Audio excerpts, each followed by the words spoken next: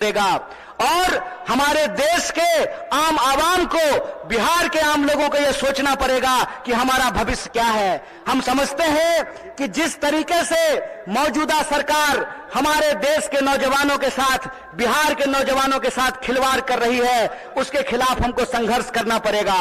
आप सब सोच करके बताइए, अग्निवीर लाई सरकार और अग्निवीर में सरकार ने कहा कि 4 साल के लिए नौकरी देंगे। क्या सिपाही जी, 4 साल के लिए आपको नौकरी मिलेगा, लीजिएगा 4 साल का नौकरी। और यहां मंच पे बहुत सारे एमएलए साहब बैठे हुए हैं, बहुत सारे एमपी साहब बैठे हुए हैं। प्रधानमंत्री बनेगा 5 साल के लिए और सेना का जवान बनेगा 4 साल के लिए। बोलिए बेईमानी है कि नहीं है? ये अगर बेईमानी है तो बेईमान को बेईमान कहना चाहिए कि नहीं कहना चाहिए? चोर को चोर कहना चाहिए कि नहीं कहना चाहिए? ये चोर और बेईमान मिलकर के इस देश के साथ लुटखोरी कर रहे हैं।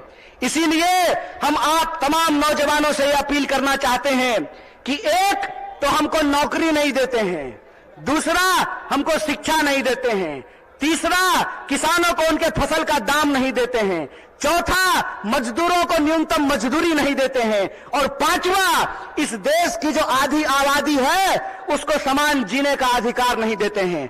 मैं पूछना चाहता हूं, डॉक्टर बाबा साहब भीमराव अंबेडकर ने संविधान बनाया, कांग्रेस पार्टी ने संविधान बनाया, और उस संविधान की ताकत यह है कि डीजीपी का वोट एक होता है ना?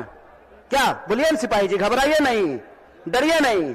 डीजीपी का वोट एक होता है ना, और आपका भी वोट एक होता है, मुख्यमंत्री का भी वोट एक होता है, और रिक्शा चलाने वाले का भी वोट एक होता है, जूता सिलने वाले का भी वोट एक होता है। यह जो वोट का अधिकार है, इस वोट के अधिकार का हमको इस्तेमाल करना पड़ेगा।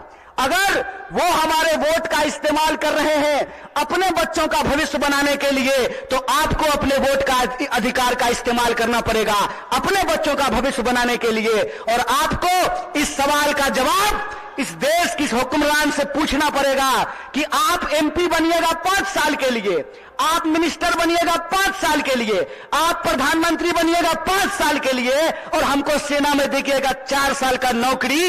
यह नौकरी हमको बर्दाश्त नहीं है। हमको आपको परमानेंट नौकरी देना पड़ेगा, ठेके की नौकरी बंद करनी पड़ेगी। और जिसको परमानेंट नौकरी मिला हुआ है, जिसको परमानेंट नौकरी मिला हुआ है, अगर नेताओं को पेंशन मिल सकता है तो आपको शिक्षकों को भी पेंशन देना पड़ेगा, आपको सरकारी नौकरियों में भी काम करने वाले लोगों को पेंशन देना पड़ेगा।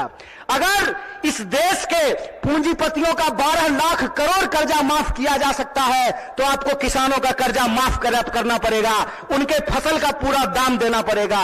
अगर इस देश में सबको न्यूनतम मजदूरी मिल सकती है तो हम कहते हैं कि मजदूरों को भी न्यूनतम मजदूरी देना पड़ेगा। रोज बरोज नया जो है ड्रामा गढ़ करके लोगों का अधिकार ये छीन रहे हैं। आप लोग वो जादूगरी देखे हैं ना, कि जादूगर इधर से कहेगा गिली गिली पम पम छू और पॉकेट से कबूतर निकाल देगा। टीवी आजकल हमारे साथ वही कर रही है। जब भी आप टीवी खोल करके देखिएगा, आपके मुद्दे गायब कर दिए गए हैं। सुबह से लेकर के शाम तक बहस चलेगी, कौन शपथ ले रहा है, कौन शपथ नहीं ले रहा है। सुबह से लेकर के शाम तक लोगों के मुद्दों को भटका करके, और आम लोगों का जो बुनियादी सवाल है, रोजी का सवाल, रोजगार का सवाल, रोटी का सवाल, कपड़ा का सवाल, मकान का सवाल, इन सवालों को गुमराह किया जाता है। इसीलिए हम पूर्णिया के आम लोगों को और बिहार के आम लोगों को एक अपील करना चाहते हैं। हम जानते हैं कि बिना लड़ाई के कुछ नहीं मिलता है, तो हमको अपने न्याय के लिए और अपने आने वाली पीढ़ी के न्याय के लिए संघर्ष करना पड़ेगा। बोलिए, आप इसके लिए तैयार हैं? न्याय करेंगे अपने साथ, अपने आने वाली पीढ़ी के साथ। तो आखिरी बात बोल करके अपनी बात को मैं खत्म करूंगा। मैं पहली बार रंगभूमि मैदान में नहीं आया हूं, यह तीसरी बार है जो मैं रंगभूमि मैदान में आप तमाम लोगों के बीच में आया हूं। मंच अलग है, लोग अलग हैं, लेकिन मुद्दा वही है।